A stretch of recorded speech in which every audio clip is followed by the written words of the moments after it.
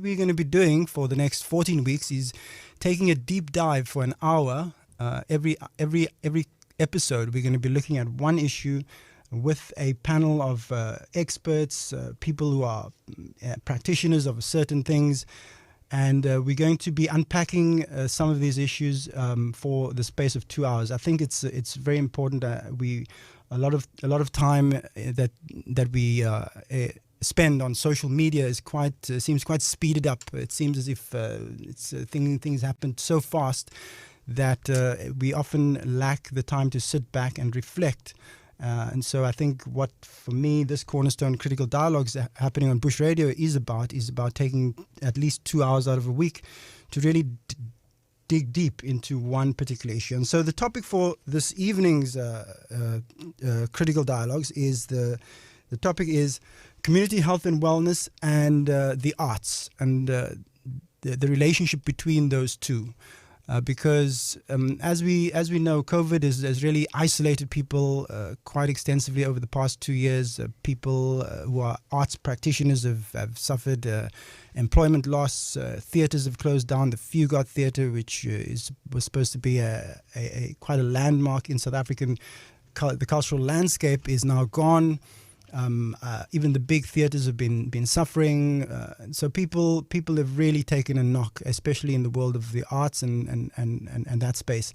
And so this particular show, this tonight's show, is really going to look at how the arts can impact positively one's mental health. It's also Mental Health Awareness Month this October, and so the two together really make sense. And there's lots of research that's been done into the positive effect that the arts can have on people's mental health. And so for tonight's guest lineup, we have in the studio with me from right to left, we have Dara Jaslin, who is a 22-year-old, 23-year-old singer.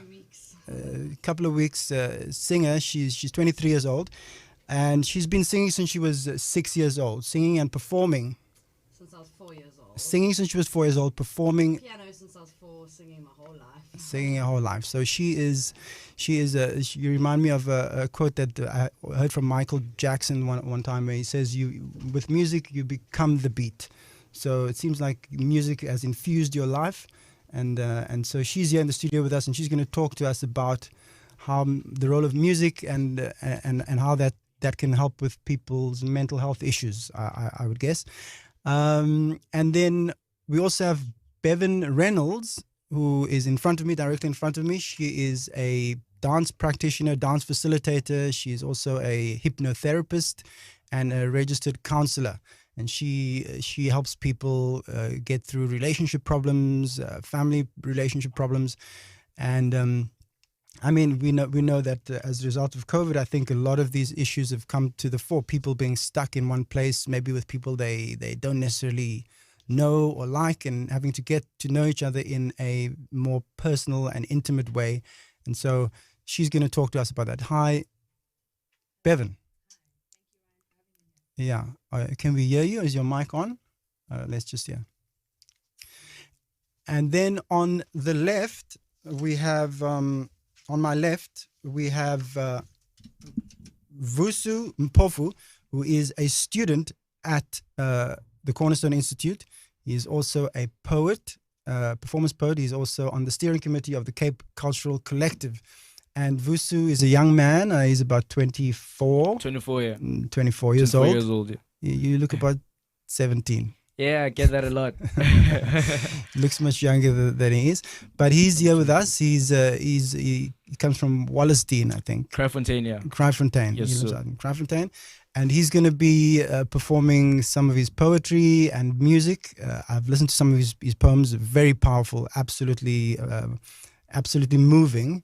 And there's one in particular that I think lots of us will be able to relate to, which is, well, at least from my experience, maybe I relate to it maybe more than most, but sure. I think it will touch lots of people, because it's a common experience in certain communities where we have issues of gender-based violence, domestic abuse, and that sort of thing. And he's done a poem that really, when I saw it online, really moved something in me and opened a doorway. So we'll talk about that in due course.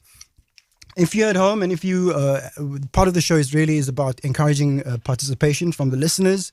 The number to call if you want to call in and be on the show and make a comment or ask a question or relate an experience. The number to call is 021 448 3277. 021 448 3277.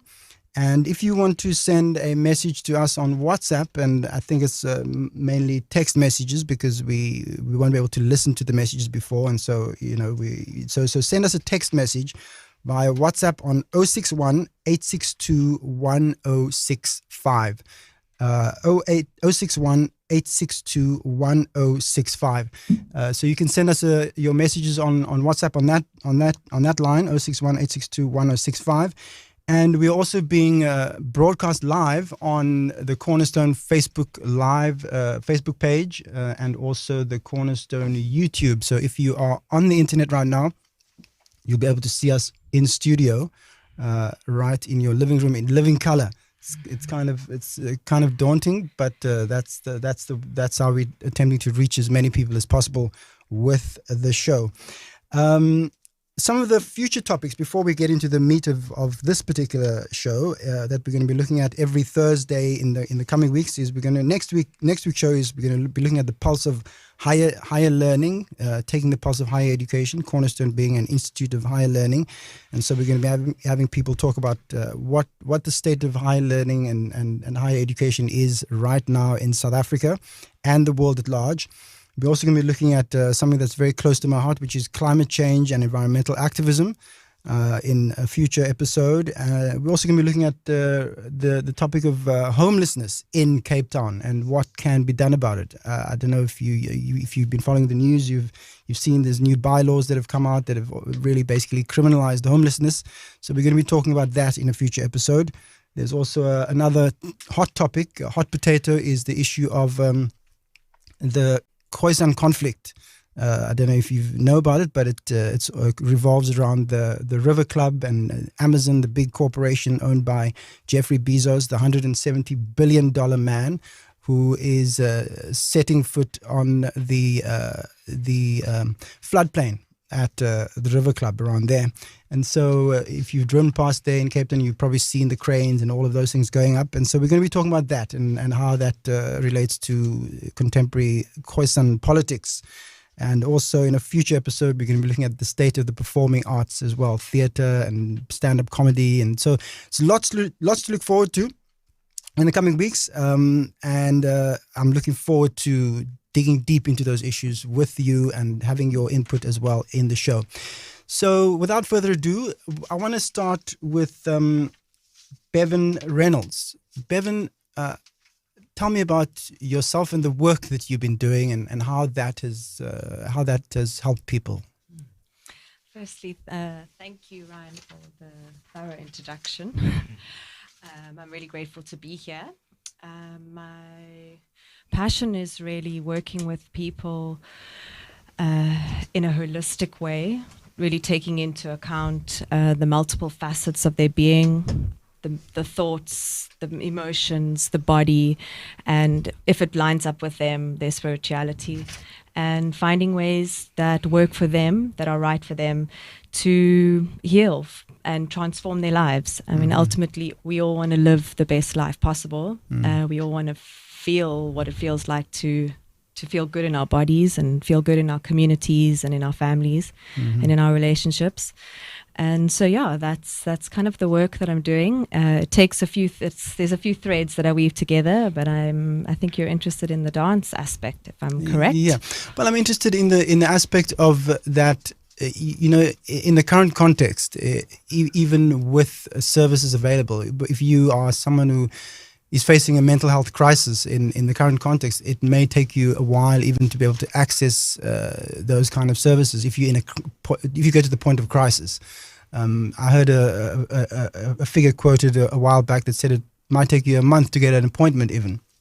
And so for me, what's interesting is that there are other modalities, there are other ways of dealing with your anxiety, your stress, your fears, your traumas that may not require you to go to see a specialist. So I want to talk about those things, and I think dance is obviously one of them. So yeah, let's talk about that. It's a big topic. Yeah, I mean, obviously in South Africa, access to mental health services, especially at the paid level, there's a level of exclusion. You know, a large percentage of the population can't access those levels. So I'm really glad that you're putting the attention on more accessible routes that people can do this kind of healing work. The way I operate is that I really believe that we have an innate capacity to heal within ourselves. I do think that the body and the mind and the psyche, it's got a healing component that's there. It's just ready. And it is about finding the different resources within our contexts, within ourselves, that can help us activate that part of us. So yeah, I mean, if I can start to list them if you want me to go into it. I mean, it's always been interesting for me because I felt that, I mean, there's a quote that I always remember. I think I've got it probably posted somewhere. It's a quote from one of my childhood heroes, well, still one of my heroes, Bruce Lee, where he says, train the body and the mind will follow. So it's really about the fact that people often think about it in the reverse, but actually if you start moving. If you start moving your body, your mind, something happens to your mind, and then you kind of calm down and or things change, things shift for you. So yeah, so talk about how you work and what you've been doing. Firstly, I just want to comment. I love that he mentioned that, because when addressing, I'm going to speak specifically about trauma because that's one of my kind of specialties. We have a top-down approach, which is that training the mind. It's working with how you're thinking about things. And then the bottom up is the movement and accessing the body's wisdom and working from there. And I mean, that includes things like breath work, the way that we utilize our breath, the way that we can tap and touch our bodies, the way that we can just sigh to release and regulate our nervous systems. I mean, the body has got so many self-regulating components that we can access so easily, but we just perhaps need a bit of guidance and a little bit of facilitation from outside, or just knowing, like, hey, if I sigh out, I mean, you could practice it now. Like if you took a really nice, big, deep sigh out, you're going to feel a little bit of calmness like somewhere, even if it's like small. And those little micro practices you can build through the day. So when I work with my counseling clients in a one-on-one capacity or with couples, we do a lot of that, just basically reminding the body of what it's capable of doing. And then within group spaces, there's the dance. So yeah. Do you give classes at in Claremont? Is that where you've been doing those classes? I was doing them there, and with COVID, things shut down. And then I actually moved into a studio in Hout Bay for a while, and then did some online. So now I'm more, and I like to work with people who are open to that, and it's been difficult for people to feel comfortable dancing. So, I want to come to Dara. Hello, how are you? Hi, Dara. So tell me about you and your journey with music, and how music, the role that music has played in your life, and maybe if you've had moments of crisis at some certain points, how that's been. So I've been very lucky that music's been a part of my life, my whole life. My dad was a musician, a jazz one, back in the day. Is your surname really Jaslyn? No, so my real surname's Stein-Gassner. My father's Hungarian. Okay. And so he did jazz music in the 60s. He even played with the Carpenters a little bit. And so he influenced me to do music from a young age. I was classically trained and did jazz and singing, and was very blessed to have that opportunity to study that from such a young age. But I think where music really helped me mentally was being bullied in school quite a lot, especially for being a creative and being so sensitive and empathic and connected to my emotions. I was able to write a lot of music. So through the bullying and through the ups and downs of life as a kid, writing music was really my connection and my mental health release. And oftentimes I listen or look back at music I wrote when I was maybe 14 or 15, and now 5 or 6 years later, I connect with it on an even deeper level than when I wrote it. And it's just the beauty about healing and going on the mental health journey is that it's a constant cycle of evolving and growing and healing, and it just always goes deeper and deeper. And it's such a blessing to be able to have different mediums to be able to heal and express that or release it, or help other people. Yeah. Vusu, let's come to you. Yes, sir. Let's talk about you and your work and your practice. When did you start doing poetry? Poetry is one of my... I love poetry. I'm not a poet myself, but Sure. But tell me a bit about that. I started... Okay, I've always been a reader, like from a very young age. I've always liked reading, like the Da Vinci Code. Just my mom bought me like a Disney book, so like I'll read those. I've always also enjoyed music. But then in 2014, I was still in high school. There was a poetry show. I checked it out. And then I saw Ntsiki Mazwai on SABC doing a poem. I was like, oh, that's really cool. Then I was just playing around with my friend. And then, like, next thing, I attended a show. I saw, like, kids doing, and I was, oh, that's cool. That's a cool way to express yourself. So I was like, okay, I also got stories. Let me also start sharing stories. Yeah, but then I joined Cypher, which is like a Cape Youth Poetry Hub for Expression and Rhythm, which trains young poets to be writers and develops them to professional artists. But I've just grown with it. Just love telling stories and engaging, because I've seen the power that poetry has, or just the arts have, like dancing and music, and it like in development works, So I'm trying to see how to add to the practice of community development in particular through the arts. Fantastic. And you are, well, we'll come to that a bit later, your work with the Cape Cultural Collective. Sure. We'll come to that later. So just a reminder, if you're listening from home or wherever you're listening from your car, wherever, well, don't make a call unless you stop. But you can call into the show. The number to call to the Cornerstone Critical Dialogues is 021 448 3277. And we're talking about mental health, community health, and the arts on tonight's first show of the Cornerstone Critical Dialogues. In the studio with me, I have Dara Jaslyn, I've got Bevin Reynolds, and you just heard Vusu Mpofu, a student at the Cornerstone Institute.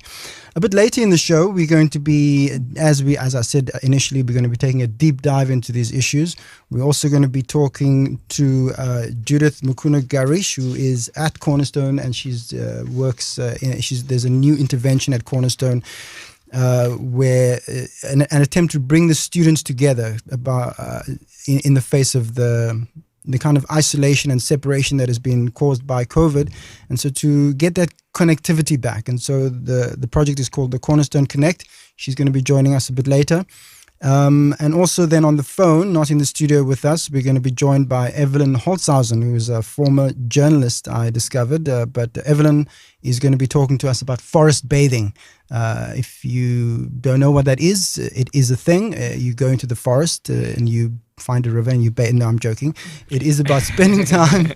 It's about spending time in nature and being in a more conscious way than just hiking through and tramping through and running through. And so Evelyn is going to be joining us a bit later on the phone from home. We're also going to be talking, we're going to get into the issue of food and mental health at some point later in the show, because if you haven't heard, there's scientific research, not new, but coming more to the fore about the fact that your gut is very strongly connected to your mind.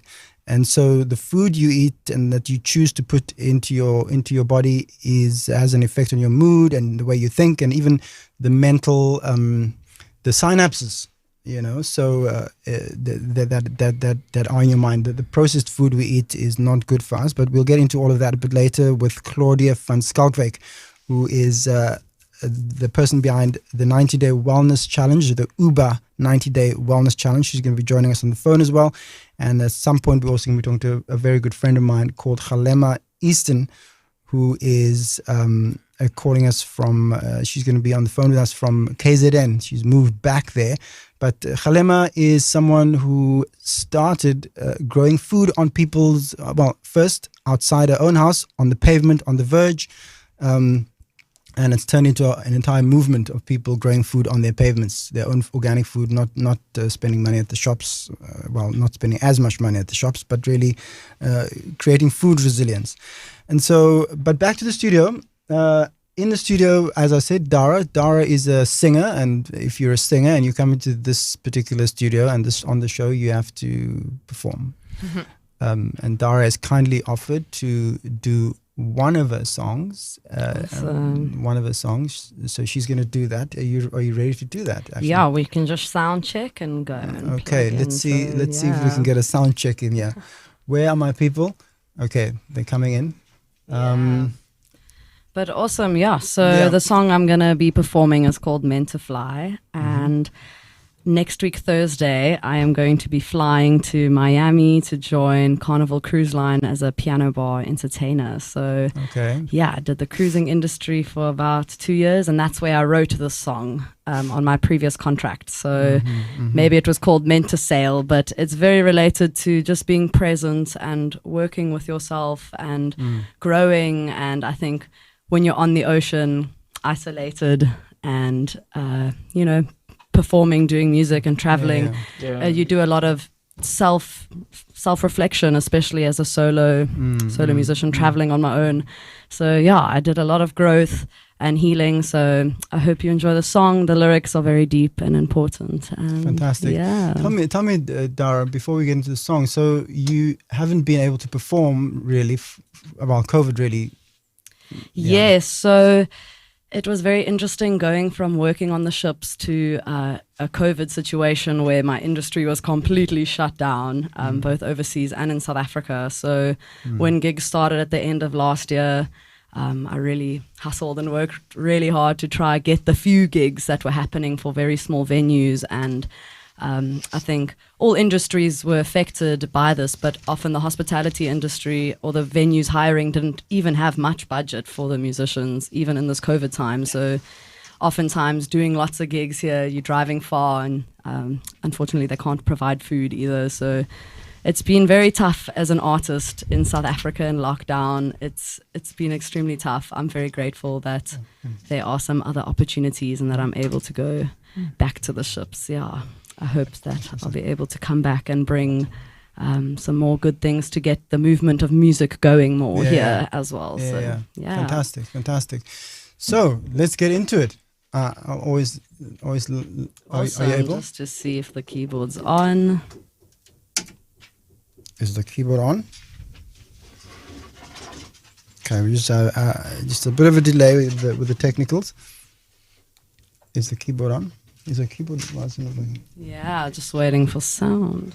Okay, just give us a few minutes.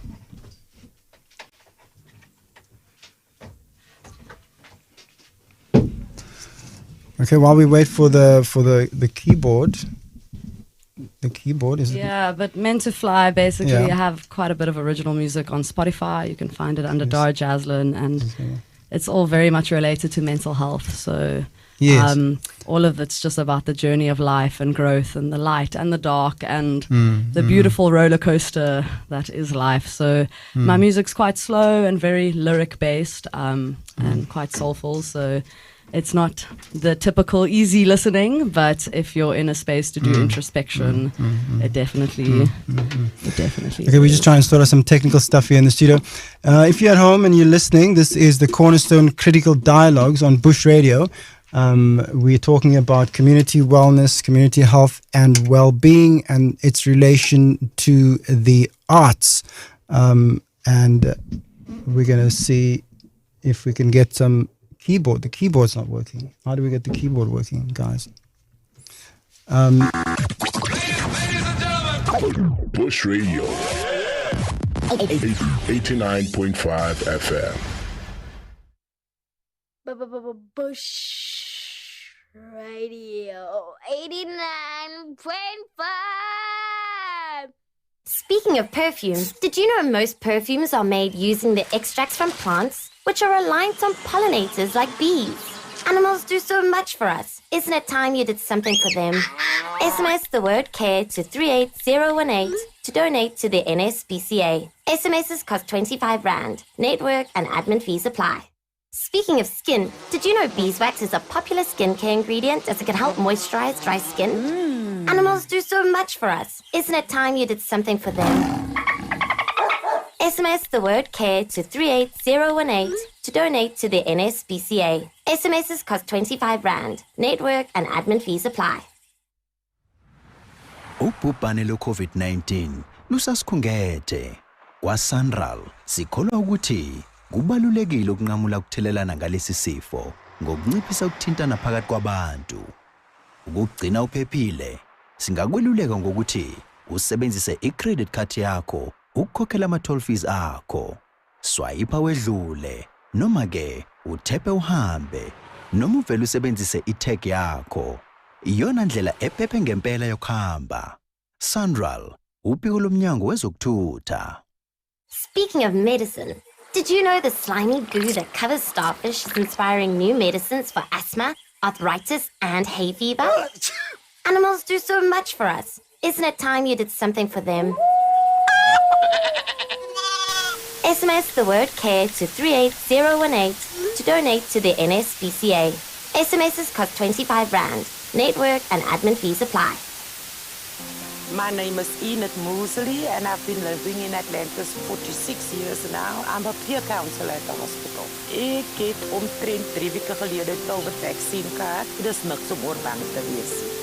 Ik zal liever banger wees om weer COVID te kry. Dit is vir die beste, is vir jou eie gesondheid, is vir jou eie langdurende lewe, want die COVID-19 maak mense dood. Om vir jou inenting te registreer, WhatsApp die woord register na 0600 123 456. Kom ons doen dit. Speaking of clothes, did you know bird feathers have inspired scientists to create a self-cleaning fabric? Animals do so much for us. Isn't it time you did something for them?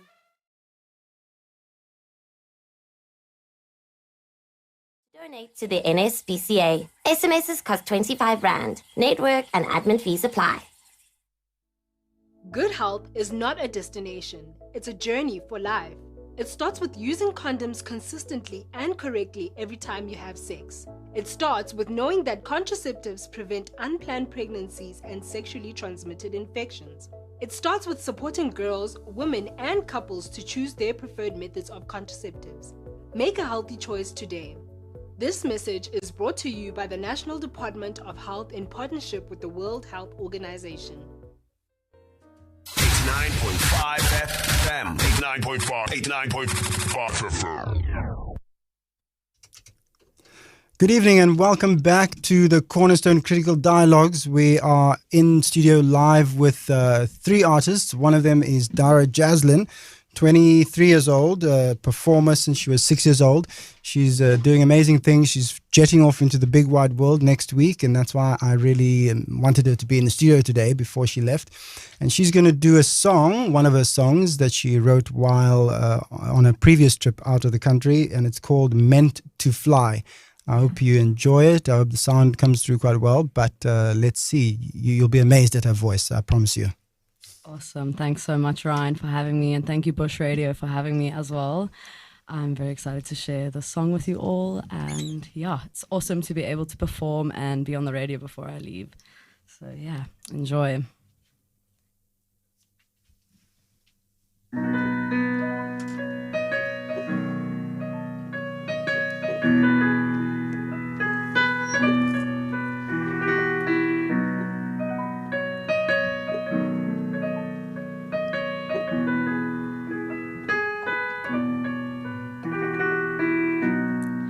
Listen here, I know something just ain't right. It's how we grow through the painful times, the fight or the flight.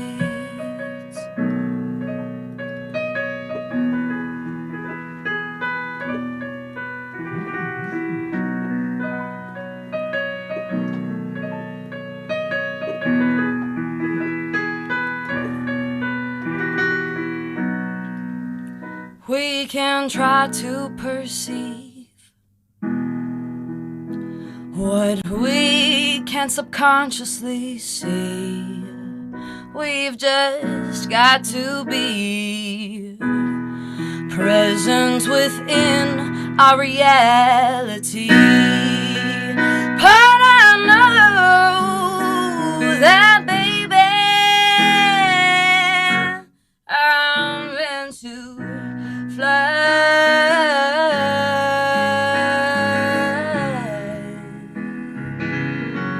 I'm meant to fly.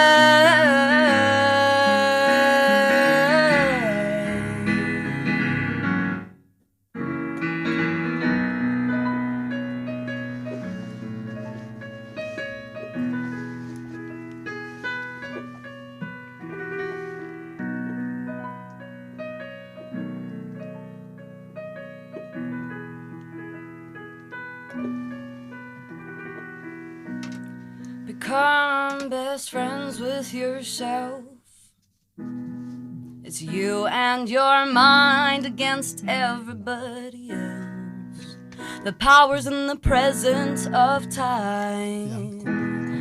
And manifest your dreams. Set your soul on fire.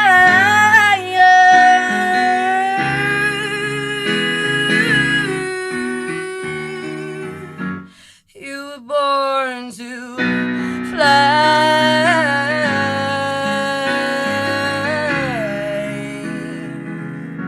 You were born to fly.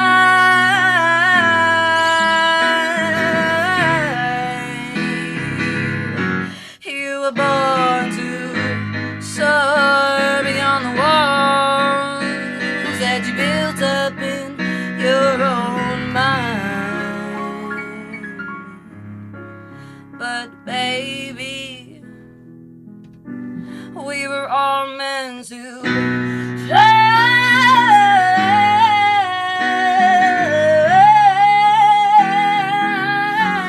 We were meant to fly.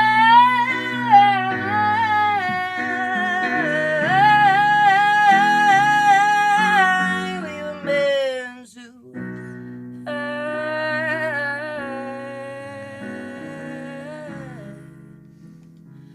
Baby, we were meant to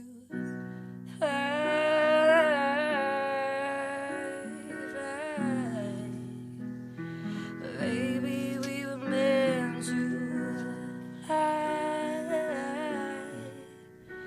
fly. But baby, we were meant to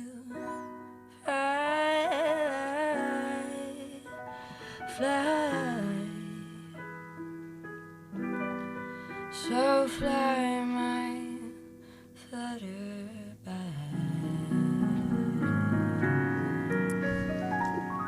Wow. What a powerful song.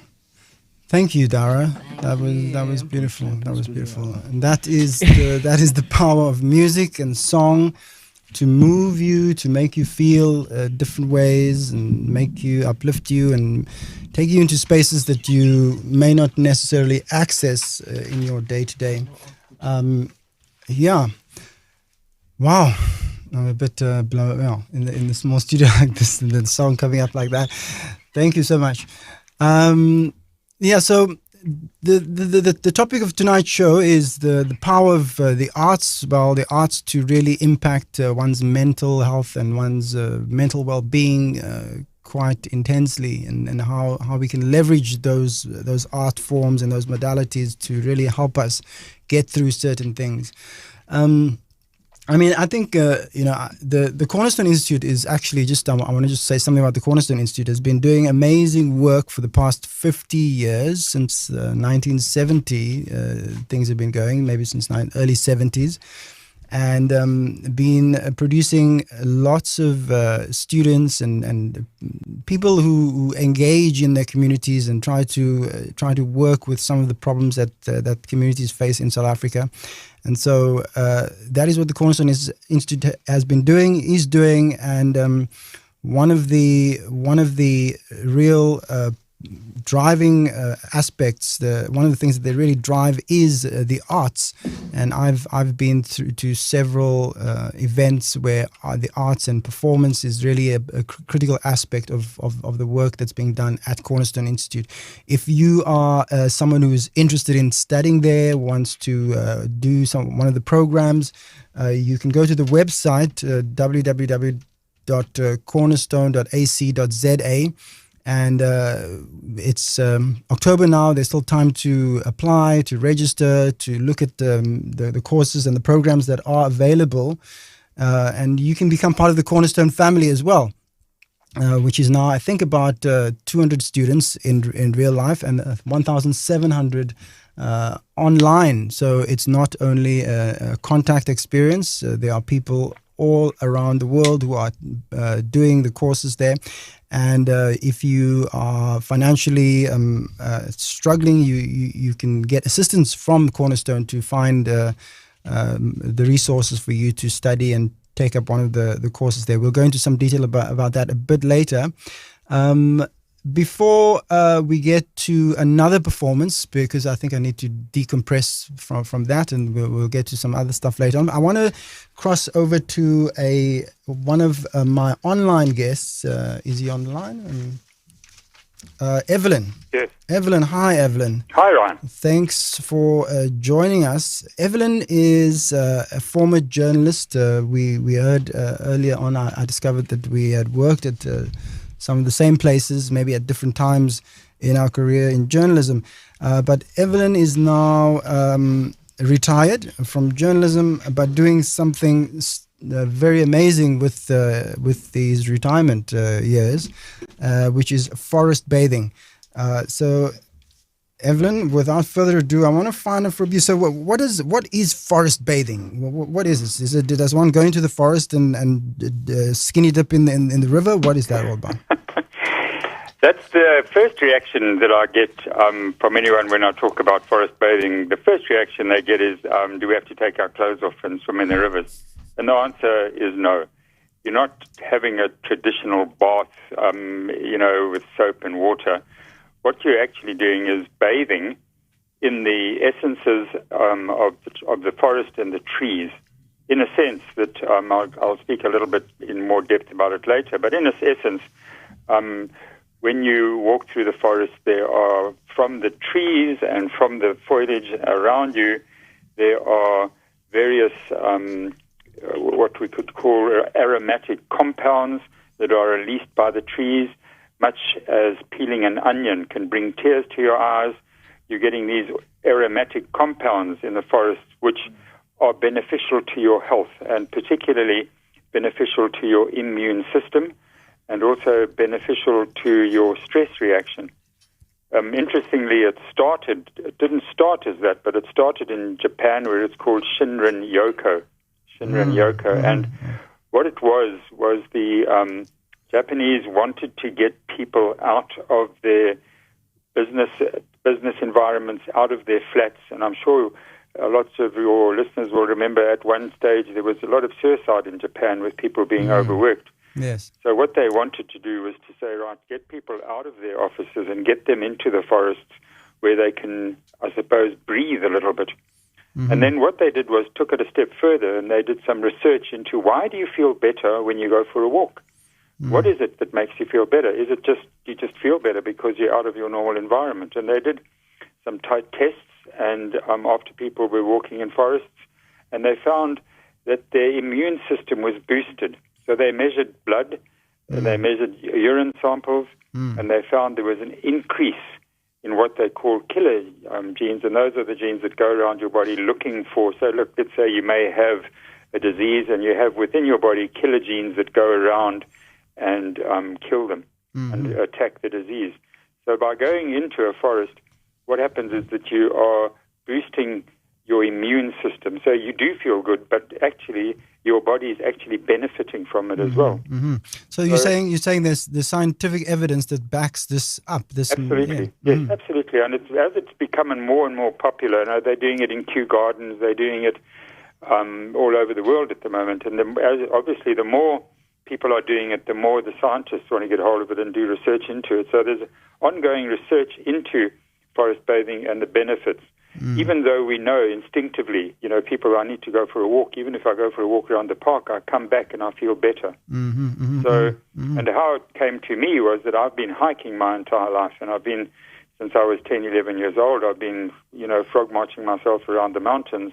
And it occurred to me that, my whole thing of going to the mountains to get to the top of the mountain and walk down again, and what was I missing on the way? To use that cliche, was I stopping to smell the roses? And the answer was no. And as these things happen, I came across this Shinrin Yoko as a concept, did some research into it, joined forces with an incredibly good yoga teacher and a former high care nurse. And together we formed what we're now calling the forest bathing experiences. Fantastic, Evelyn. I must tell you, I spend some time in nature, not nearly enough as much as I should.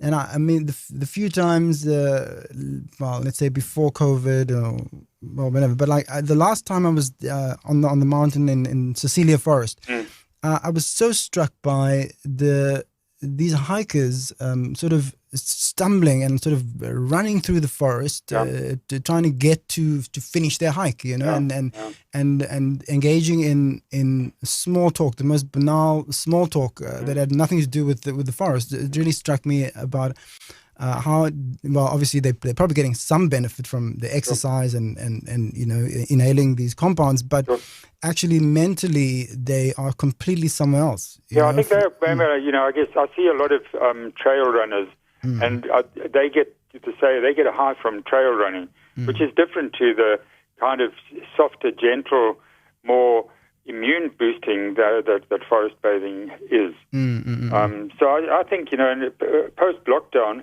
first of all, lockdown has caused a lot of stress, and a lot of people that we've taken on forest bathing have said, wow, it was just so amazing because they could just stop and breathe. And, people say, well, why do we need to do a forest bathing experience? Why can't I just go and sit in the forest? The trouble is that you don't. It's like, let's say, do you do yoga at home, or do you do your exercises at home?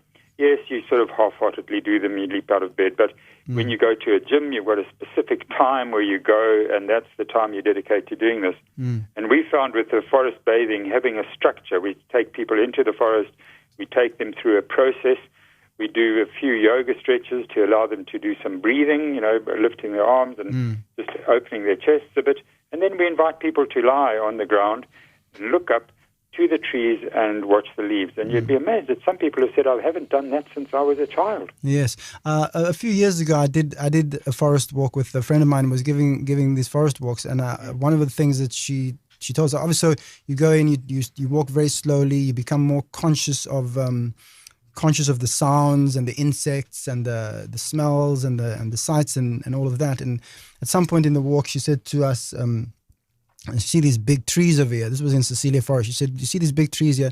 Just go and put yourself against the tree, hug the tree, hold the tree and just put your ear against the tree and feel it. And we all did this at some point, and about 90% of the group that was there at some point burst into tears. Yes, we've experienced that. Hillary, the yoga teacher that I work with, likens a tree to, the tree pose in yoga is very popular, but you've got your feet in the ground, rooted to the ground, and you're getting the benefits of being in touch with the earth barefoot. And then you've got the trunk of the tree, which is the strong part of the body, and then your thoughts. And, I said to her, well, my thoughts run around like a wild rabbit in my head. And she said, well, why don't you change that to listen to birds singing in your trees?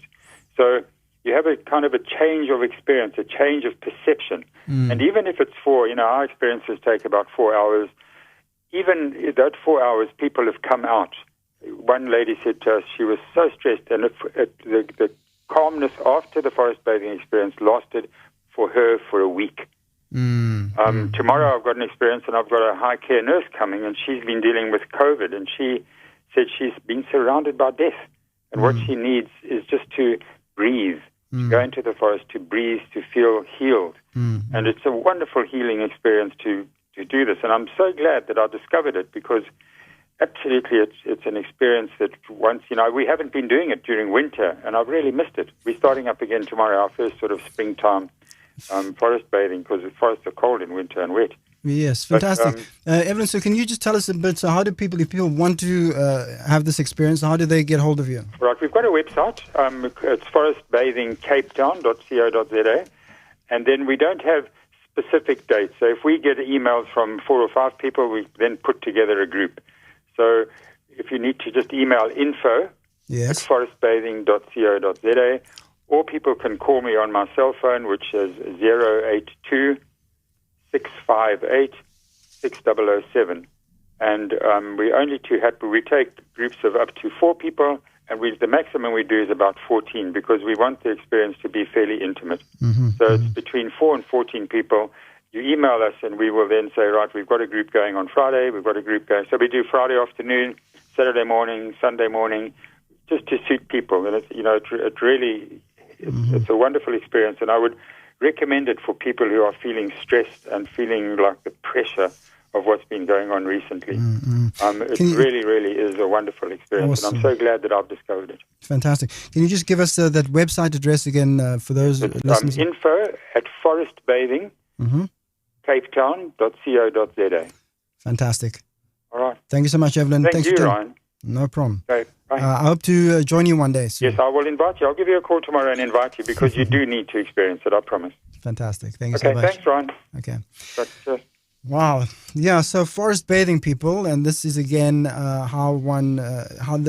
these easy things that one can do. And we live in truly one of the most beautiful cities in the world. We're surrounded by nature all over. I mean, certain communities have more trouble accessing the beauty of nature in Cape Town. We know for the reasons why that is, but the fact of the matter is that we are in a beautiful city where we are able, if we make a bit of effort, to get out into nature. People who live close to the mountain or close to the forest and who don't make use of those resources are really not wasting their time. I don't want to say the word, but you are wasting an opportunity to really help yourself. Dara, I follow you on Instagram, and you seem to spend a lot of time in the forest. Can you tell me? I love the nature. It's the one thing I'm going to miss so much for being on a boat for 4 months, for the next 4 months. It's so grounding for me.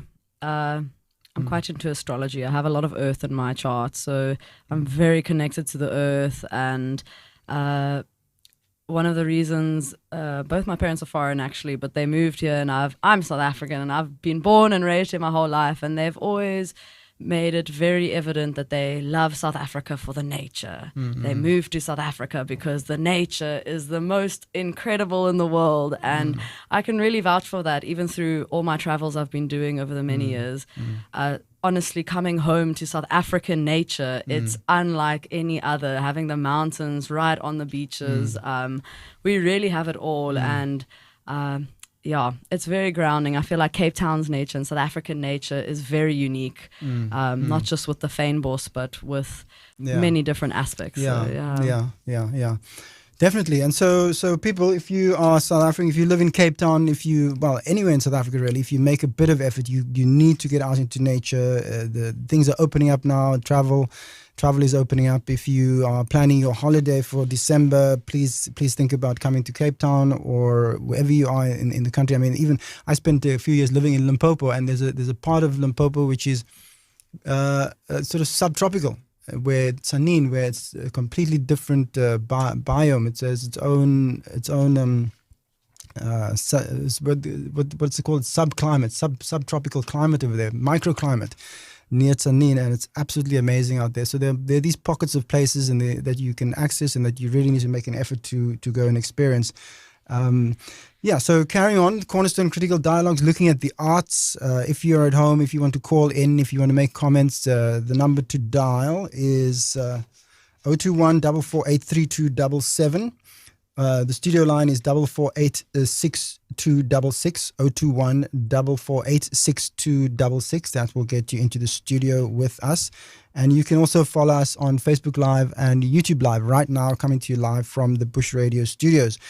Moving on, I want to come to Vusu because Vusu is he's a young poet. He's been doing it for about 6 years now, 8 years. He's been like performing professionally as an artist. Yeah. Yes.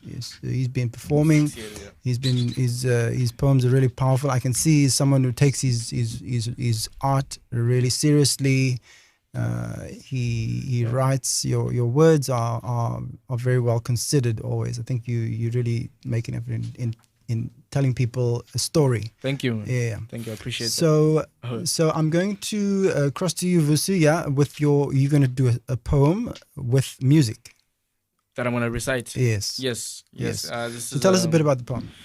Oh, the poem is human rights. Okay, I don't think I have a title for it yet. But it's about human rights and us just being comfortable in who we are. And I'll be... So, last year I went to Harare in Zimbabwe and then I bought a souvenir bag, which is like a mbira instrument. So I've been learning that. So I'm trying just to fuse it with poetry and seeing how it goes. I don't know. I hope it works. Okay, let's see. You're allowed to make mistakes. Mistakes are part of... part of the process. Yeah, definitely. But it's a poem about human rights. Enjoy.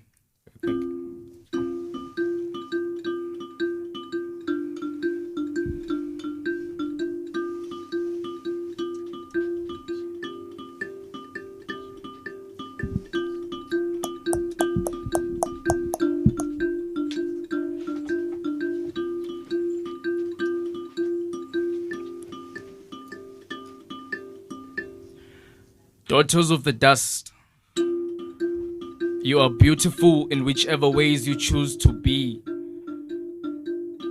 Daughters of the dust, you are beautiful when you lace your weave. You are exquisite when you knot your braids. Wabakena when you rock your dreadlocks. Sons of the soil, you are bold with your bold head. You are fly with your colorful hair dye. We are all forever beautiful in whichever ways we choose to be. Let us not allow them to use our hair strands like puppet strings, clicking us into boxes of what the media portrays beauty to be. Dear mothers, teach your sons they are crowned. Dear fathers, teach your daughters to fashion the crowns growing from their heads to their heart's desires. From the strands of our hairs to the tips of our toes, we are human. We are free to express ourselves as ourselves. We are free to be. We are free to speak. We are free. Priceless. Precious like gold. God took his time molding you from the earth. You are human, right? Remember your human rights.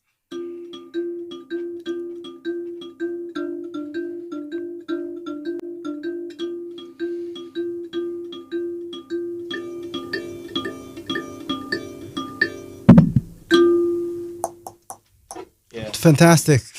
Thank you, Vusu. Fantastic. So I want to talk to you a little bit about the work that you're doing in the different communities that you yes. What's happening out there?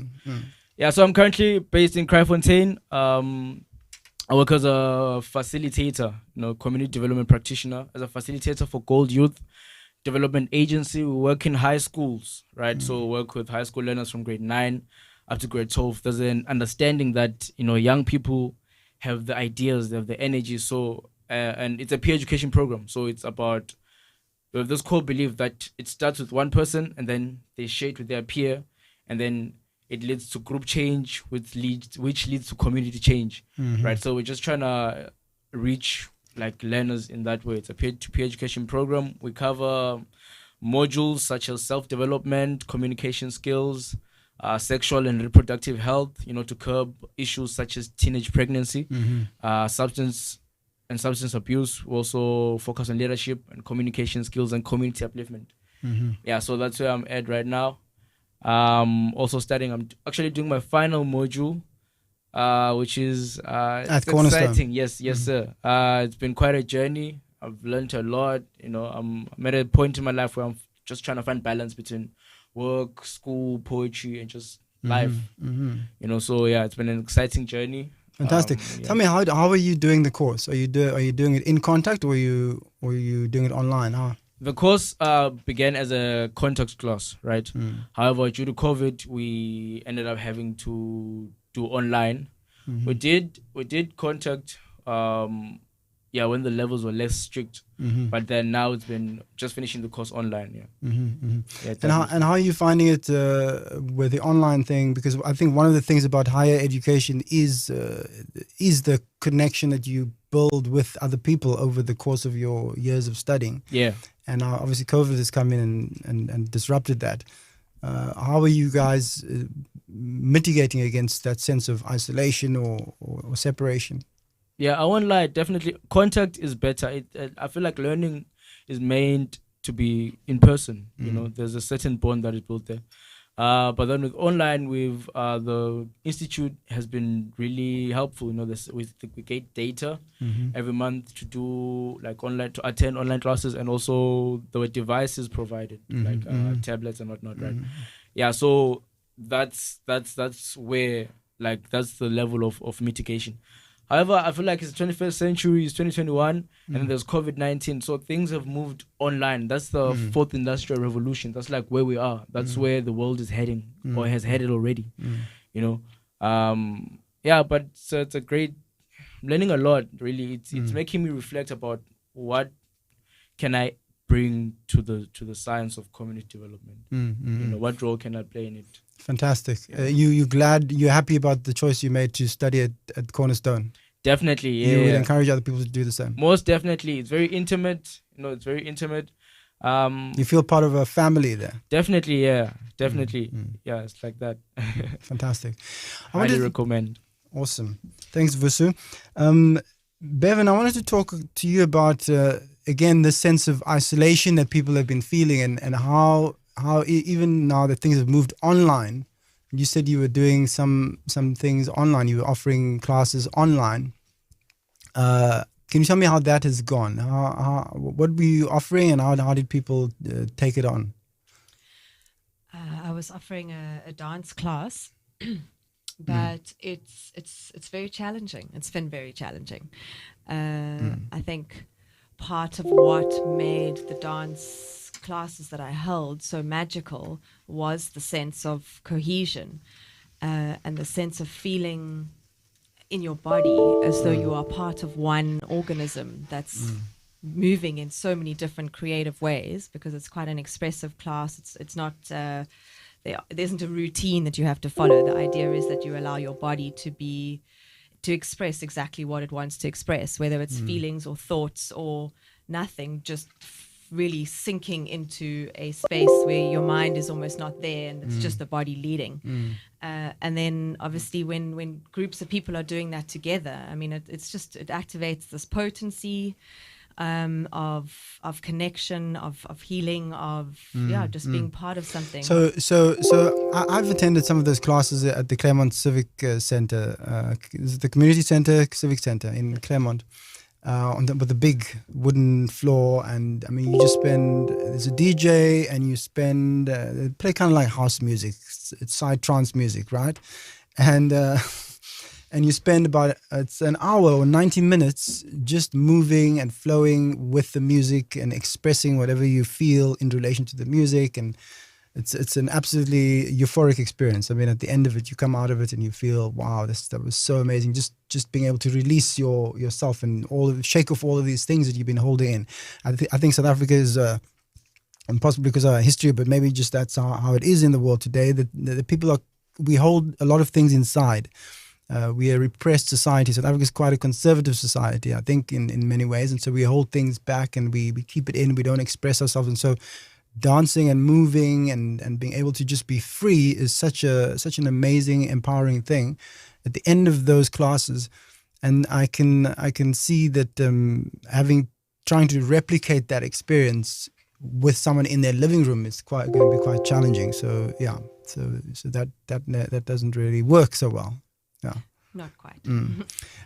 One of the things that I think is going on, and if you are listening at home, that I've also participated in, is something called Secret Sunrise, which is really an amazing experience where you are out in nature. So you've got nature, and then you've got the music, and you've also got dance. So it's a whole package where you'll be on the beach at sunrise, or sometimes they do it at sunset. And a few years ago, they were doing it at the top of Table Mountain, I think. And so you get this absolutely amazing communal experience. And I think with COVID now, you because it's outdoors, you don't really need to be so concerned. I mean, you obviously do the usual things, but you have headphones, and there's a DJ, and you go out there and just dance for about an hour. It's absolutely amazing. Have you done that, Dara, yet at all? Not specifically Secret Sunrise, but a very similar concept with the headphones and dancing in nature. Yeah. And it's a bit like the silent disco thing, but out in nature. Yeah. Yes, and it was actually at Cool Bay, and the wind was howling, and my friend and I went right up to the ocean, and it was almost as if the wind was like flying us away, but we could still hear the music like perfectly because of the headphones. So it was such an amazing experience. So fantastic. Yeah, I mean, these are the things that are available to us people of Cape Town, and I think Secret Sunrise is actually a global movement now. So wherever you are in the world, Google Secret Sunrise near me, I guess, and go and spend an hour moving at sunrise out in nature with some strangers who are equally inspired. So for the next, we're gonna go for an ad break. But if you're listening from home, if you want to call in, the number to call is 021 448 6266. 021 448 6266. And if you are watching, people on Facebook Live and YouTube Live, you can leave a comment on below the feed, and we will pick it up and we will respond hopefully before the end of the show. And so just do an ad break now, and we'll see you after this. Ubhubhane lo-COVID-19 lusasikhungethe. Kwa-Sanral sikholwa ukuthi kubalulekile ukunqamula ukuthelelana ngalesi sifo ngokunciphisa ukuthintana phakathi kwabantu. Ukugcina uphephile, singakweluleka ngokuthi usebenzise i-credit card yakho ukukhokhela ama-toll fees akho.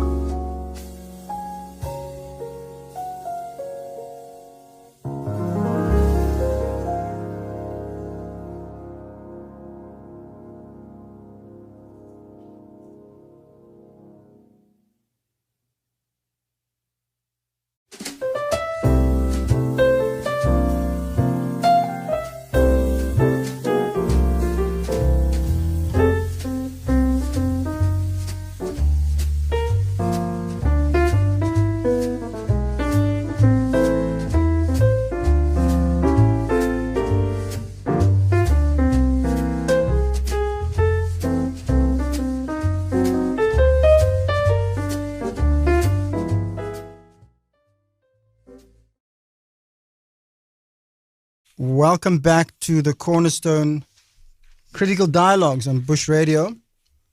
If you have been with us from the beginning, you'll know that it is the first episode 2 hours every Thursday. We're going to be doing this for the next 14 weeks with myself, Ryan Fortune. I don't know if tonight was the first show, and I'm slightly green after 20 years off the radio. But I think things will get much better as we go along into the season. Right now, I want to cross to a lady that I have not met in person, but I follow her on Facebook, or we're Facebook friends, and I've been seeing some of the work that she's been doing over the past few months, and I've been really impressed. I think I actually visited her website at some point, and I've been following her posts and all of that kind of thing. Her name is Claudia van Skalkwijk, and I believe she's from Kales River, which is an area I know quite well, having gone to school there. But she's out, I believe. Are you in Saldanha at this point, Claudia? Where you? Tell us a bit where you are. No, I'm actually back home. Good evening, Ryan. Good evening. And thank you for having me. Fantastic. Thank you for coming, agreeing to be on the show.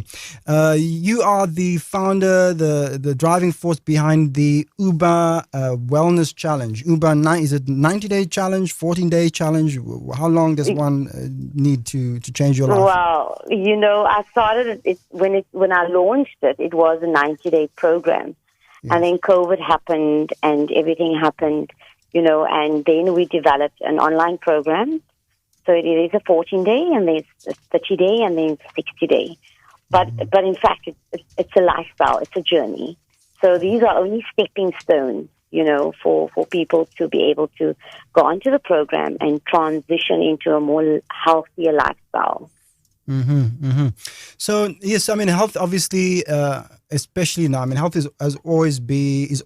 should be, I guess, for everyone a very serious focus in your daily life, just as you go along. I mean, I guess I picked up some of that having had a very religious Christian Seventh-day Adventist upbringing, where health and taking care of your body was quite a serious thing.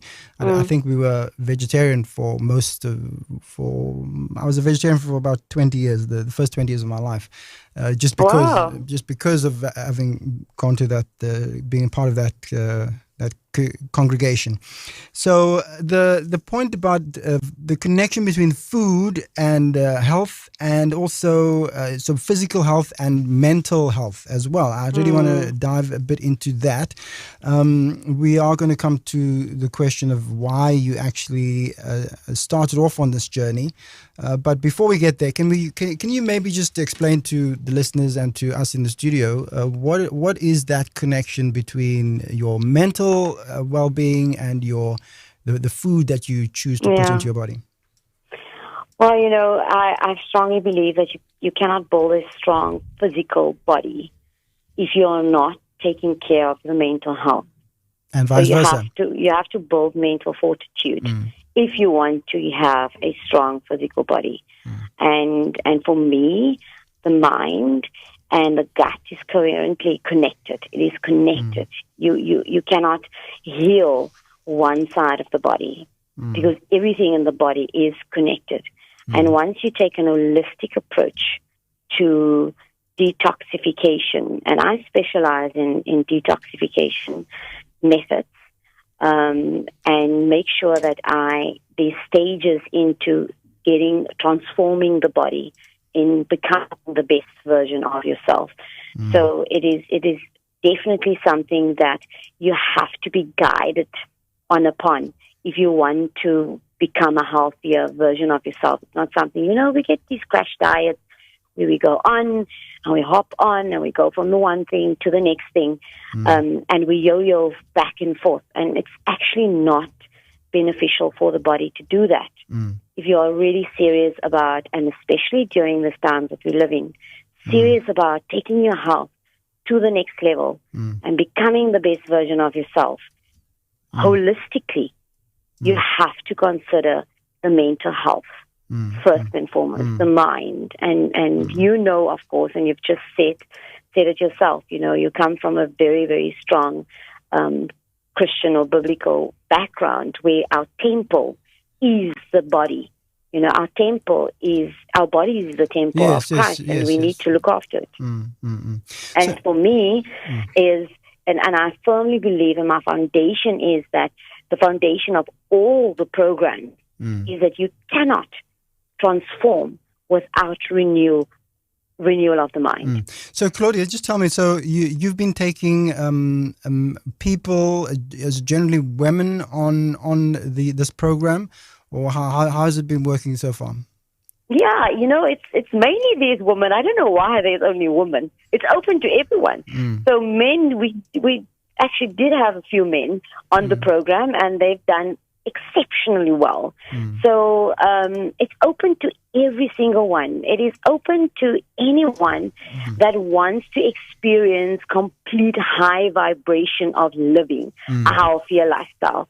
And when I say this, is that, you know, there's experts on board with me to make sure that we take the correct steps to get people to understand the body. Because first and foremost, you need to understand how the body works and how the body operates on a daily basis to be able to make healthier choices.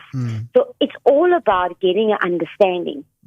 If you don't have understanding, you will not be able to make long-lasting, sustainable choices. So at the end, when we can get the understanding to, oh, that is how the body works, you know, why this is not for my body, and you get the understanding of that, then you make the healthy choice by saying, I now understand that this is the reasons why, you know, this product or this food group is not beneficial for my body, or why my body don't digest it so well. And then, only then, you'll be able to make the decision. Because once we go onto programs or lifestyle choices or crash diet, that there is a strict diet in front of you, and, you know, you eliminate these food groups flat out, you don't make the choice yourself. You've been given, you understand, a elimination to say, right, this is what you do for this week and this week and this week, and follow that. Yes, and we all do lose the weight, or we all do feel healthier, we want to live this healthy lifestyle, but then we go back to our old ways again. Claudia, I want to find out from you, what are the things that one needs to, what are the simple things that one can do? Okay, so, you know, one of the things I know about the way people consume food, it often has a lot to do with limited time, limited choices that they feel they may have. You know, people, one of the things, especially in the poorer communities of the Western Cape and the country, I would guess, is that people's choices are about food are really logical choices most of the time. It's about the fact that I don't have the time to go to the Checkers or the store to buy an entire healthy meal or ingredients to cook a healthy meal at home. So I'd rather go to a fast food joint and buy some other food, because it saves me time. I don't have to put all that effort in, and I can satisfy my hunger and that of my kids and my family. So what are the simple things that someone can do in that kind of situation where you have those limitations? Are there things that you need to cut out that can help you on this journey, like, you know, sugar, soft drinks? What are those things? Where can we start on that journey? Okay, so for me, first and foremost, I would highly recommend that everyone eliminates dairy out of their diet. Dairy is our main source of mucus. It forms mucus in the body. If we can limit dairy consumption in our body, that will definitely increase your immunity. Yes. It will definitely help you to prevent inflammation in the body, and also it will prevent, because the body do form their own mucus in the bodies. It's needed. We need that. Yes. But the dairy, it's overproduction of mucus. So we do not need, and especially in COVID time, you know, we don't need to form that much dairy. And it causes, you know, the sinus, and it causes inflammation. So if we can eliminate the dairy, first the cheeses. The cheese, really? You know, I mean, the yogurt. cheese. And now people will say, you need dairy. Cheese, you know? please. Claudia, that's terrible. Okay, cheese, you say. Okay, fine. Cheese, and what about things like sugar and soft drinks and those things? I mean, those... Oh, definitely. Sugar, sugar also. But for me, dairy is really first and foremost on the list. Of course, there's sugar and there's wheat. And now you must also understand, to live healthy is not cheap. It is expensive. I know that. But there is really things that we can do to make sure that the family starts implementing meat-free or dairy-free Monday. One day of the week. There's some great alternatives for white rice to brown rice that is more healthier. So it's really about becoming conscious about, am I going to shift the health of my family by making healthier choices when you wake up in the morning? So you need to say to yourself, today I'm going to become conscious about the food that I'm going to eat. What nutritional value does this food offer my body? Tell me something. Do you think that our education system is doing enough to really educate people? I mean, the food that you eat is one of the most, or the quality of the food that you eat has such an impact on so many other aspects of your life throughout your life. And I find that the education system really is not doing nearly enough to educate children, particularly, because that's where it starts. I have boys, and, I study with my little one, and I was quite surprised to see that they had been implementing, healthier options and speaking about, environmental damage and the food consumption in masses. So I was very pleased, and also a lot of restaurants has becoming more aware of doing more plant-based, more gluten-free. I do believe that government maybe should focus more on implementing more focus on becoming healthier than rather just using, wearing the mask. So that for me is there needs to be more focus on live a healthier lifestyle, do more wellness talks in school, because that's where it starts.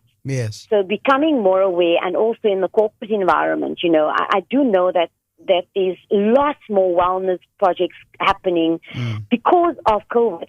I think that our awareness has been, awakened. So you say there is a shift happening, Definitely awakening, and I'm quite pleased on how things, and I know that there is people now that is becoming more conscious because my programs are very, very, very busy. We start every month, we start our programs. So there is time for you every month to enroll in, whether or not it's a 14-day, a 30-day, a 60-day. You have a time to roll in every month.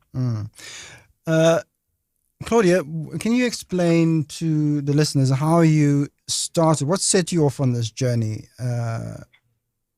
to being a proponent of this sort of approach to health and well-being? Yeah, I was never overweight. I always liked to run, but sadly, my sister was diagnosed with cancer in 2015.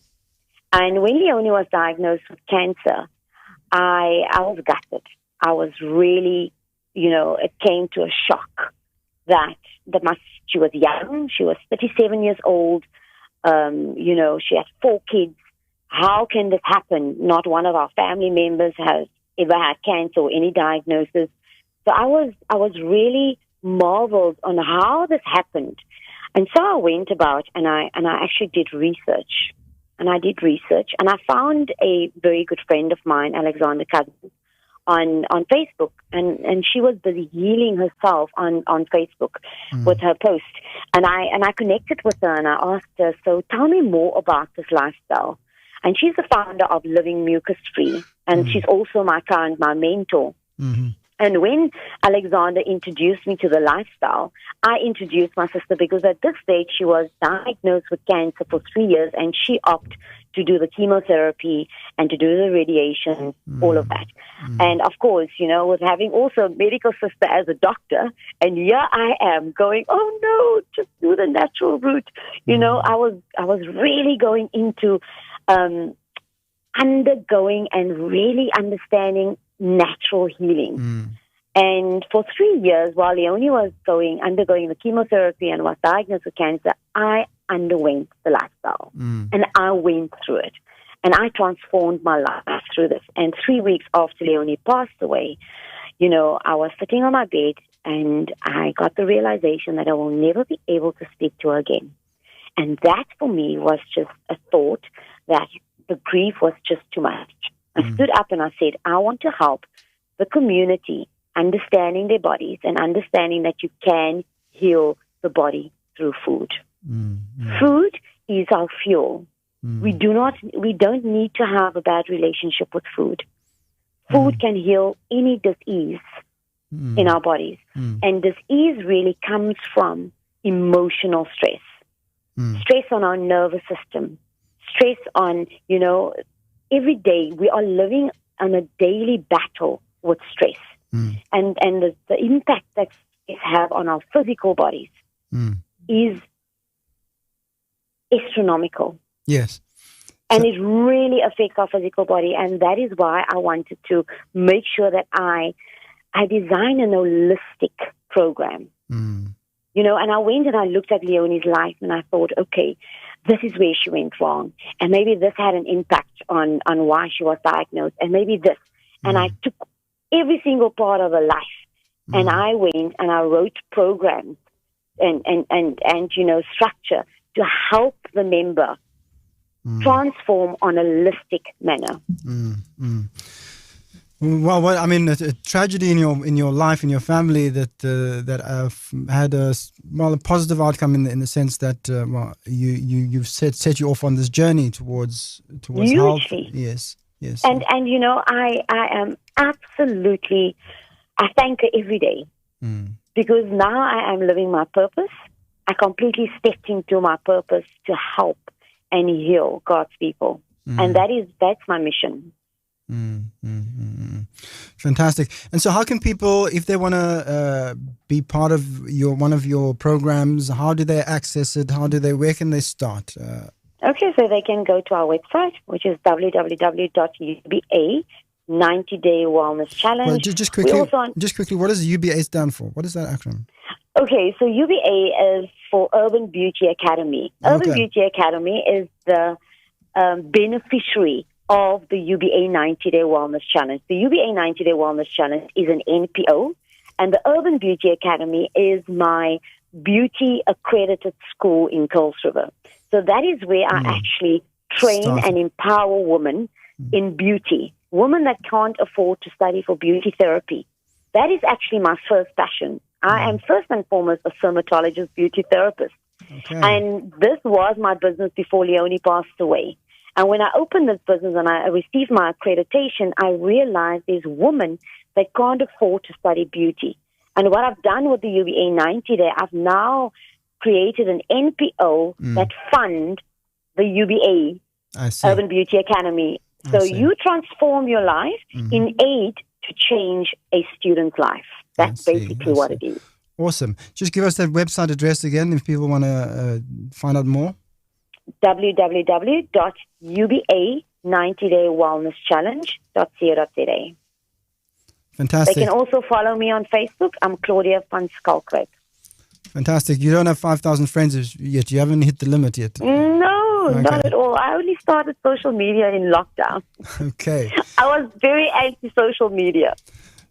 Well, yes, and now you see. I mean, I would not have known about now I can't. you. Now I have to go out there, and I just, I love it. Yes. Fantastic.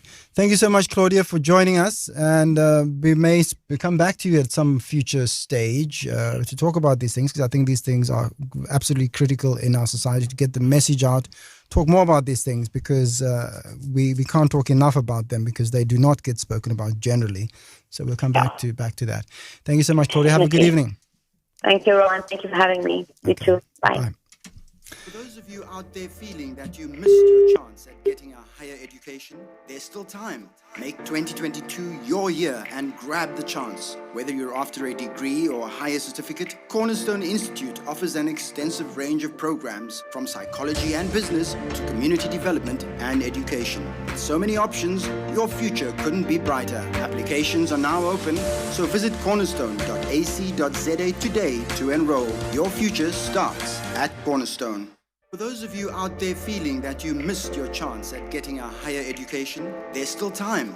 Make 2022 your year and grab the chance. Whether you're after a degree or a higher certificate, Cornerstone Institute offers an extensive range of programs from psychology and business to community development and education. With so many options, your future couldn't be brighter. Applications are now open, so visit cornerstone.ac.za today to enroll. Your future starts at Cornerstone.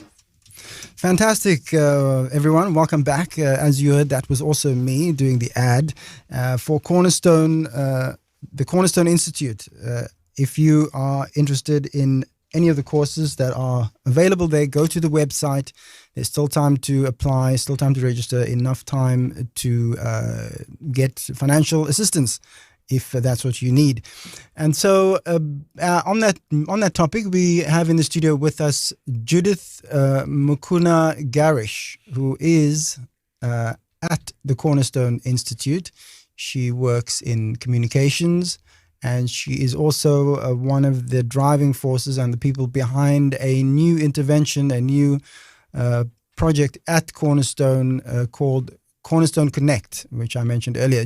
Judith, can you tell us a bit more about what the Cornerstone Connect program is and why does it exist? Why did you guys start? Okay, so Cornerstone Connect is essentially a social media campaign, and the driving force behind it is just to connect our community. We are in a pandemic. Some of us did not think we were going to be online students, but we are, and 18 months we've been online, we've been far. People have forgotten what their classmates look like. People don't know lecturers beyond the ones that they see, and yet we are still an institution and a community. So what we decided to do is to consciously connect our community to each other by pushing students to share their stories, lecturers to share their stories, so that we know who our community is, that even though we are disconnected and far away, that our institution is beyond just offering you a degree, but we're also offering you a community. And that is essentially the Cornerstone Connect campaign. Mm-hmm. And so how's it been going so far? You launched it a couple of weeks ago? Yeah, so we launched a couple of weeks ago. It's going well. It's a learning curve. I think one thing we've realized is I think Zoomers and millennials are coping better with the pandemic than maybe older students. So a lot of engagement from younger students, younger lecturers and staff members, and not necessarily like older members of our community. But we also want to encourage those people, because it's important. An institution like Cornerstone, where we have students who are like coming back after having families and then studying, and we have like fresh out of high school students, that we all engage because we can all learn from each other. So as we continue with this campaign, we do want to encourage some older members of our communities to engage as well.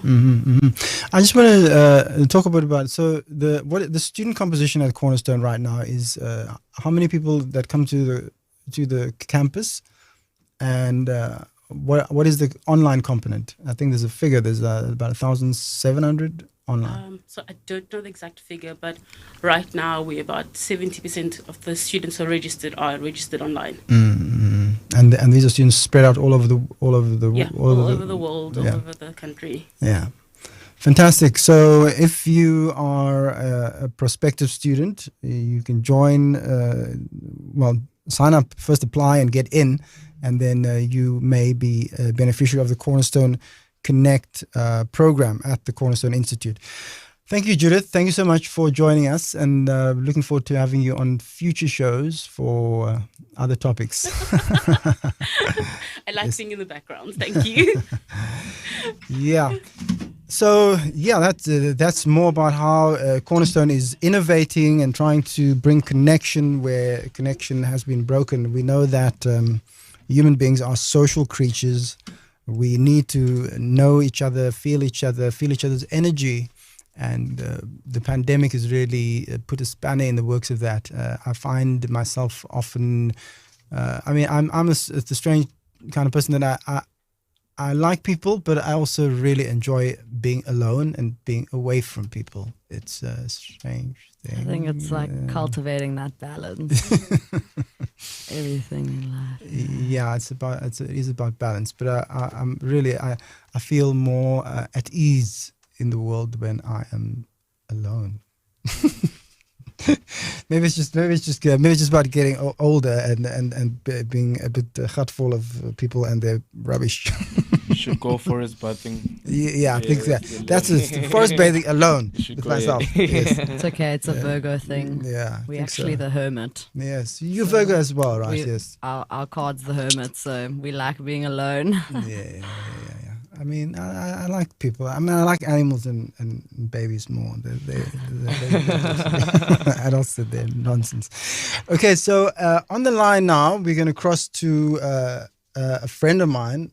Is she on the line? Khalema. Hi, Ryan. Good evening. How are you? Hi, Khalema. I'm fantastic. I'm so glad to have you on the line with us. It's been one of my dreams actually to be talking to you and getting other people to know you as well, because I think you are one of those special people that more people should know, and so it's a real privilege and honor to have you on the line with me in the show. I understand why you had to leave the city and go and be with your kids in KZN, but I really miss the opportunity to actually hang out with you. So everyone, for those who don't know, Khalema Easton is someone I've known for a number of years, but she is the driving force behind Creating Eden. And Creating Eden is an organization. I don't know if it's registered as an NPO or is just a movement, but has taken up a cause that is very close to my heart, has always been, which is the growing of food in urban spaces. Khalema, will you just take over and tell people give us the details. Where did it start and how's it going? Okay, so Ryan, good evening, listeners. Creating Eden started at I think the first month of lockdown. Mm-hmm.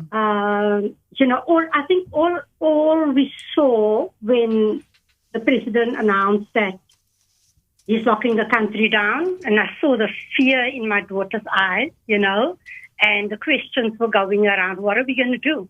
What if we lose our jobs? What are we going to eat? And, and I'm looking at them and thinking, if this is how my kids feel, what happens to poor people out there? We've been growing food in our backyard for many years. Mm. The verge outside was an eyesore. And for the longest time, I've wanted to grow food out there, Mm. I just wanted to put seeds into the ground. But then, of course, the city wasn't very okay with that kind of thing at the time. And suddenly on that evening, and I said to my husband, wow, this is it. We are not going to sit here locked, behind closed doors, afraid of a virus, while the less fortunate out there are going to be dying of hunger. This ain't happening. And we said, right, the following morning, we're going to take our spades, we're going to take our seeds. Oh, but then I've collected so much seeds already, clean seeds from butternuts and tomatoes and squash and everything that we've used, at home. Mm-hmm. Clean those seeds, and I've been storing it. And I even had quite a few baby fruit trees. And I said, so tomorrow morning we're out there with our spades. And that is what we did. Following morning we were out there. It was Plumstead was like a ghost town. There wasn't a car to be seen. There was no person on the road. And I said to him, well, if the police come by now and lock us both up, then at least it's for a good cause. And we started digging. We planted 7 fruit trees that day, that morning. And I said to Togi, he says, leave it for a month. If the city doesn't flatten it, we'll add on another piece. And that is how it started. And the one thing you did was, I mean, I was away during the time. I was out of the city on some farm somewhere. I remember you started posting. Yes, I remember, yeah. Yeah, you started posting about it on Facebook. And then what happened from there? Tell us. And then I said, we started adding on another piece, and I started planting spinach and onions and, just the basics, all the basics. And what was the reaction from your neighbors and past? Because I know that street where you used to live. Yeah, it's quite a high traffic area. The people, well, I mean, obviously in lockdown, but I mean, people still drive down that road. And what was the reaction and the response from the public? It was a mixture of reactions. I mean, the best ones, which we had to sort of floor. It's unsavory characters. You are drawing unsavory characters into our area. Now what are unsavory characters? Why? Just hold on, because we just want to know why. Because you're growing food, and you said that the produce is for anyone who passes by, and you actually labeled it there. You said if you want free food growing on your sidewalk. And your neighbors, some of your neighbors were annoyed by that. That's why you're attracting homeless people who want to eat. Is that what they said? Yes. Okay. Yeah. And this is the reason we're planting food. It is for the elderly who cannot get to a shop. Ryan, the thing is, we all have to go back to basics sooner or later. Sooner rather than later. Yes. And the idea of somebody cleaning somebody's house and walking down to the station and only getting paid at the end of the month. Harvest your heart out, girl. Take food home to your children. And that is exactly what happened. Yes. And tell me, in the second month, yes, I had a lady. I was on the verge. We were busy on the verge, and a lady pulled into my driveway, and that is Tina. And Tina was way down the road at other end of the person. And Tina said, she came running to me, got out of a car, and she said, "Are you responsible for this?" And I think to myself, "Oh, wow, not another one." And then she said, "I want one too. Will you please come and do my verge?" And fantastic. From there, and we've done 21 so far already. 21 verges, 21 sidewalk gardens growing around in Cape Town, right? Yep. And more being added every week. Every week. I have just had a message from a lady in Maitland who is wanting a garden as well. So, the more, it is the only way we're going to, it's the only way we can feed the less fortunate. Yes. Come on, Ryan. I have a garden full of food at the back. I go out there, all my herbs, all the things that are good for me, I'm growing. Why can't the people walking past have the same thing? They may not have the backyard I have. Yes. But if you don't have the soil, you have fine pots. Find empty paint drums, just pack it around your house, put soil in there, plant the seeds, because we need really good, organic, decent food. I'm sorry, not the chemical and poison stuff we've been buying and fed, all these years. It's time for a change. Yes. And we need everybody to be healthy. That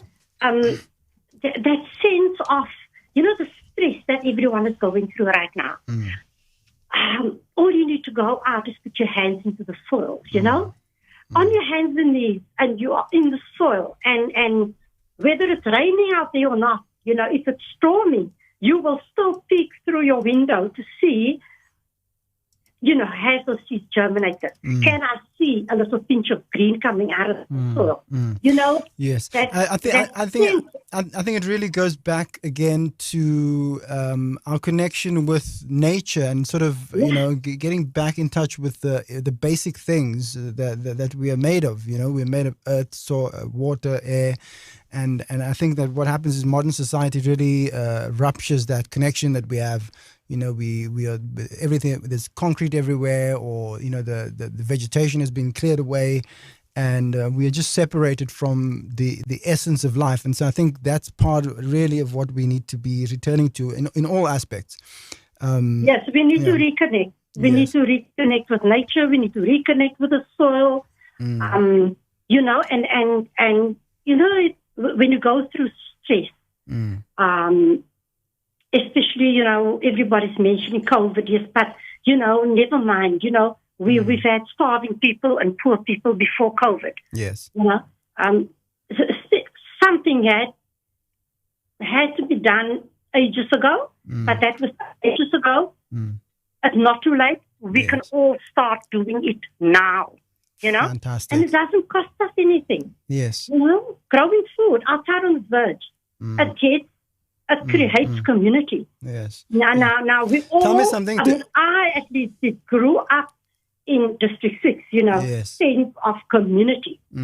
People looking out for each other, watching out, and making sure everybody eats. Yes. Because the act of growing food is generally a communal activity. You do it because it leads to people working together, clearing the soil, building the soil, planting the seeds, watching it grow. And then also when it comes to harvesting and sharing, because you always end up growing more than you can humanly consume, otherwise the food's going to go off. So you have to share. You have to go and see your neighbors and make friends and share what what the earth has given you.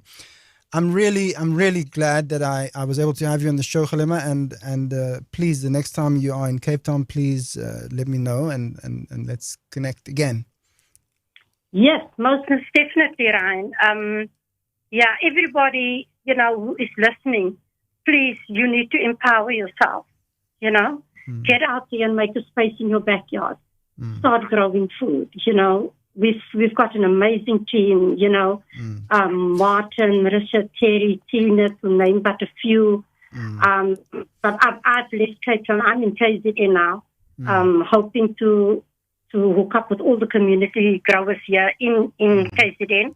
The team in Cape Town, however, being led by Martin, is going strong. Yes. So people who want to connect with that team can go on the Facebook page, right? Is it if they look for? Yes, they must look for Creating Eden. That's Facebook at Seed to Free Food.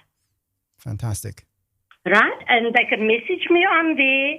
I get hold of the team in Cape Town, or we come out in KZN. If you're listening KZN and you want your food gardens done, please get hold of us and let's grow food. Let's feed everybody. Okay, fantastic. Thank you. Thank you, Khalima.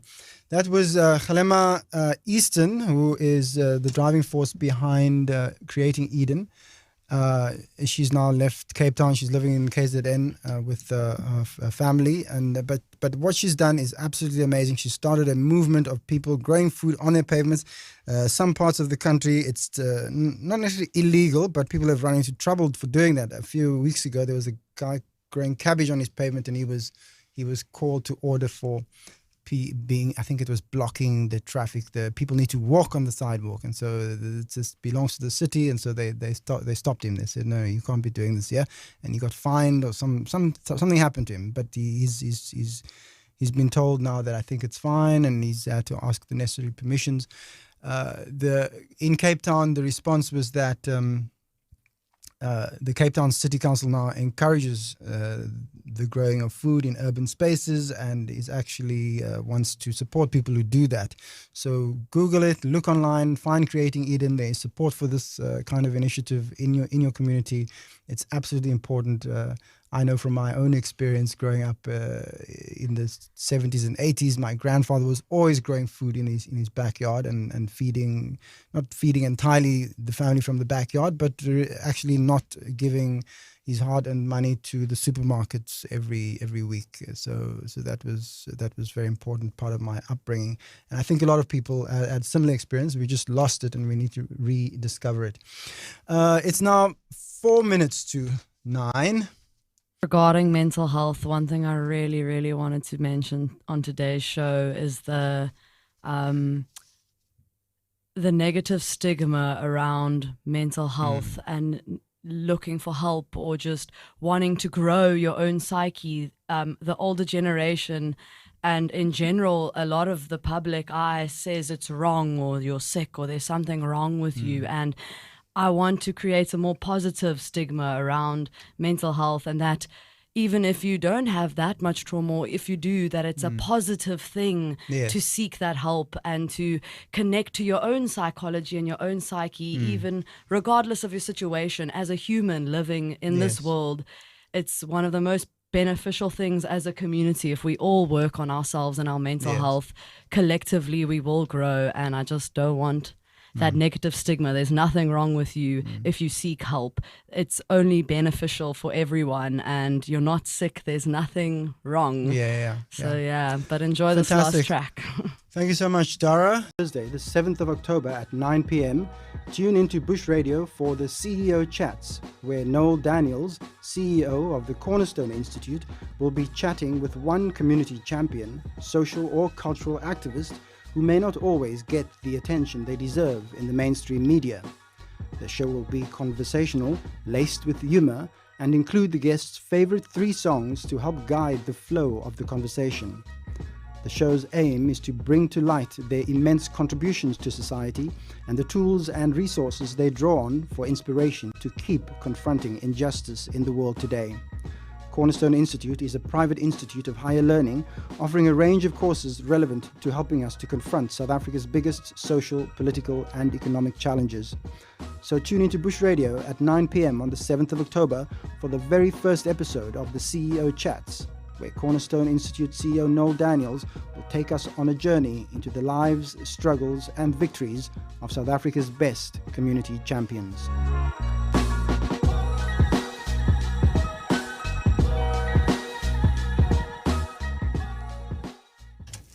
Thank you. That was the first episode, the end of the first episode of the first Cornerstone Critical Dialogues. Our guest in the studio, Dara Jaslin, who's jetting off next week to the Bahamas, the Caribbean.